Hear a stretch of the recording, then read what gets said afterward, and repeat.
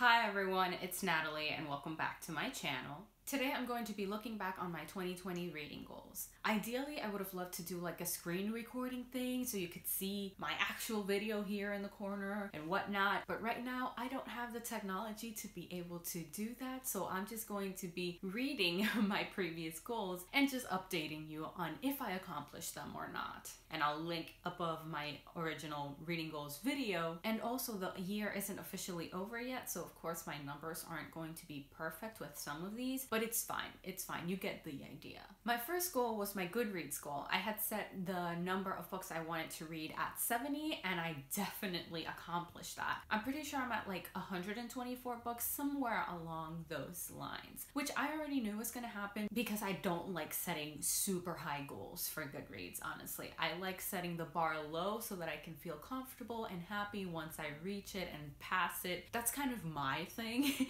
So I'm really happy I managed to read around 124 books. I know it's less than what I did last year, but I also started grad school this year, so I'm not actually surprised that I went down on my reading because it is very busy to be a grad student and it does take a lot of my brain cells.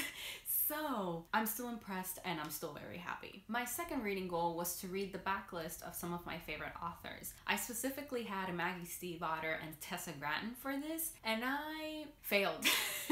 I failed rather spectacularly because I only read like 2 books and only by Maggie Stiefvater, so like I didn't hit Tessa Gratton's backlist at all. But at least with Tessa Gratton I have been keeping up with her new releases because I read Lady Hotspur that came out this year, and I'm currently reading Nightshine, which also came out this year. So I'm feeling good about that, but generally speaking the actual goal was not met at all. I only read The Scorpio Races by Maggie Stiefvater and Pip Bartlett's Guide to Magical Creatures by Maggie Stiefvater, and that was about it, and that was not what I wanted.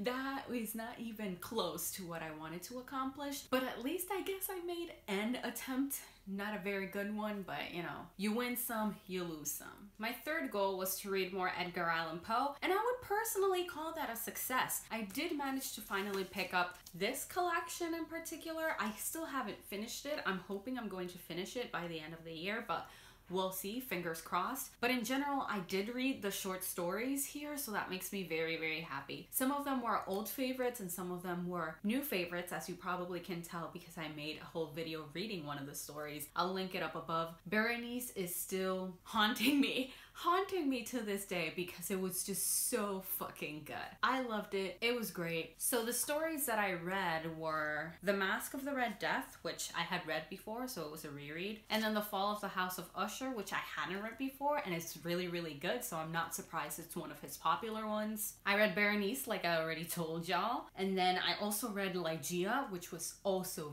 very good. Actually, reading The Fall of the House of Usher, Berenice, and Ligeia back to back is perfect. It makes you really question what the hell is wrong with Edgar Allan Poe and women. Like he was weird, but but I enjoy it. So anyway, the other one I read was The Black Cat, The Balloon Hoax, which was terrible. Would not recommend reading The Balloon Hoax. It was so boring. I was so confused. Not worth your time. I also read Manuscript Found in a Bottle, A Descent into the Maelstrom, which was interesting. The Pit and the Pendulum, The Imp of the Perverse, which was both kind of offensive but also kind of badass, so I don't know what to make of that one. I also read The Telltale Heart, which again, a reread. I read that back in high school for the first time and I had read it a few times after that. A classic, obviously. The Facts in the Case of Madame or Mr. Valdemar, I can't remember, but one of those. The Murders in the Rue Morgue, Hop Frog. No, actually Hop Frog is the one that I really liked. So actually I got confused between Hop Frog and The Imp of the Perverse. Hop Frog is the one that is vaguely offensive but also kind of badass. So yeah, it's definitely Hop Frog. So y'all, if y'all read it, let me know if you think it's offensive or more on the badass side. I don't know what to tell you. And then the last one is The Cask of Amontillado. Of course, a reread. Again,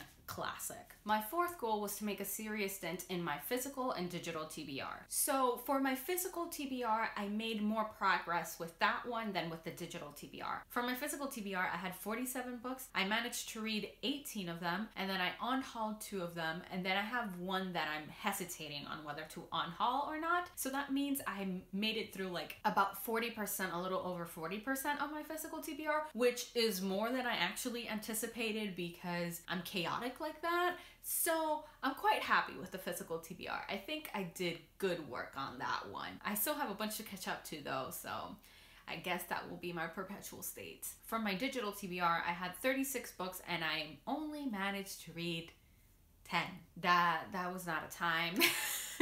Again, did not make as much progress with that one as I wanted to. That's less than 30% that I read, so it's kind of like, I really need to hit that digital TBR better, honestly, but oh well. My fifth reading goal was to check out less books from the library. Now, for this one, I don't have the count of books that I checked out from the library in 2019, so I can't compare it. I don't know if technically I checked out less books, but I did check out 44 books, which is still a lot.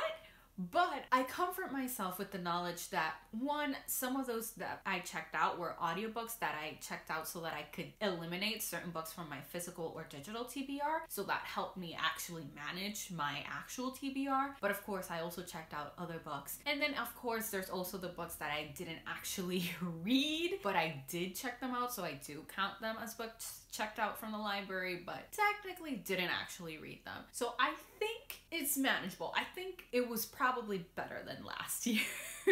So I feel pretty okay about this goal. My sixth reading goal was to buy less books. Again, I don't have the count of how many books I bought last year in 2019, but I did get like 54 books this year. I mean, okay. Like 6 of them were for uni and they were YA, so that's why I count them. They were YA books, so I do count them as books I hauled this year.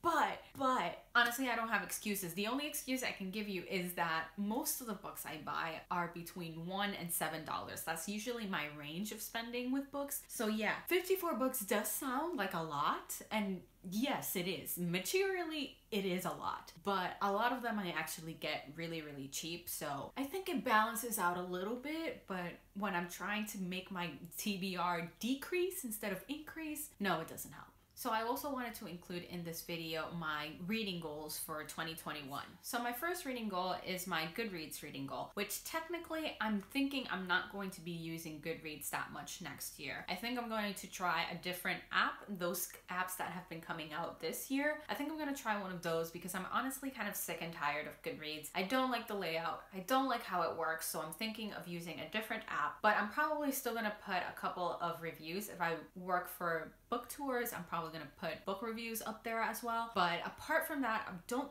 really think I'm going to be keeping up with Goodreads. But generally speaking, my reading goal for the year is going to be 70 books again. I think probably I'm going to be much closer to 70 books than 100 something books next year, because it will be a whole year of me being in grad school. So I know that will impact my reading time. And in the fall of next year, I'm going to be doing classroom observations. I'm studying to get my teaching license, actually a master's in teaching, whatever. Point is that I know that's going to keep me very, very busy and use a lot of my brain cells. So probably 70 is actually a nice number and probably closer to what will be reality for me next year. My second reading goal will still be to hit the backlist of certain authors. And because I like to challenge myself and I hate myself, even though I'm pretty confident I'm going to be doing less reading next year, I want to actually increase the number of authors I'm going to be reading the backlist of. So I'm still going to include Maggie Stiefvater and I'm still going to include Tessa Gratton, but I'm also going to include Brandy Colbert because I read The Revolution of Bertie Randolph this year and it was fucking perfect. Perfection. It was perfection. So I really, really want to read more books by her. I'm also including Talia Hibbert because pretty sure Talia Hibbert is my favorite romance author. I have read 3 books by her now and again, perfection. Iconic. I don't need to say more because she's brilliant. I'm also currently reading a romance novel by Beverly Jenkins, which makes me think that I'm pretty confident that I do want to read more books by her because it's fucking great. It's fucking amazing. So Beverly Jenkins. I'm also including Tiffany D. Jackson because again, I read Let Me Hear a Rhyme and I have only heard amazing things about the rest of her books, so definitely want to hit those. And finally, Lilian Rivera. Her backlist isn't as big, so that kind of comforts me and it makes it more manageable.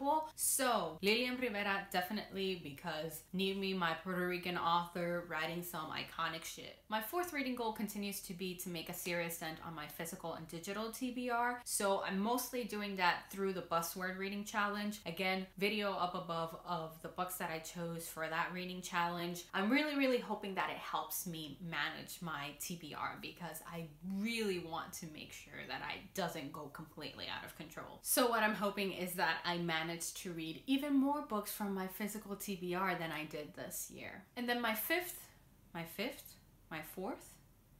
I don't know if I messed up completely the numbers, but whatever the number is, my final reading goal is to buy less ebooks. I tend to be very tempted by Amazon putting books on sale and then I buy them on ebook form, but I have learned this year that I don't really read that much from my ebook unless it's a novella or a romance novel. So I'm going to try to restrain myself and make sure that if I buy ebooks, it's only because they're novellas or they're romance novels, because I really don't pick up fantasy in ebook format. I really don't pick up mysteries in ebook format. I really don't pick up almost any other genre in ebook format. Like I have to force myself to read it in ebook format. Like I can do physical. Like physical is my favorite format. I love it. So for other genres, I'm either doing physical route or the audiobook route. So yeah, I'm hoping that I do kind of restrain myself a little bit next year, but I also know that some of my favorite authors are coming up with new books, and I know that at least some of them will have multiple editions, so your girl's probably gonna buy a couple of those editions because she's trash. So we'll see what happens. But my main goal here really is to buy less ebooks because honestly, it just gets too crazy and I know I don't actually pick them up. So I want to restrain myself. So yeah, those are my reading goals for 2021. Please let me know down below in the comments what your reading goals are. Anyways, that's it for today's video. Thank you all so much for watching. If you enjoyed this video, please don't forget to like, comment, and subscribe. If you would like to follow me on any of my social media, I will have the links to that down below in the description. But for now, see you next time.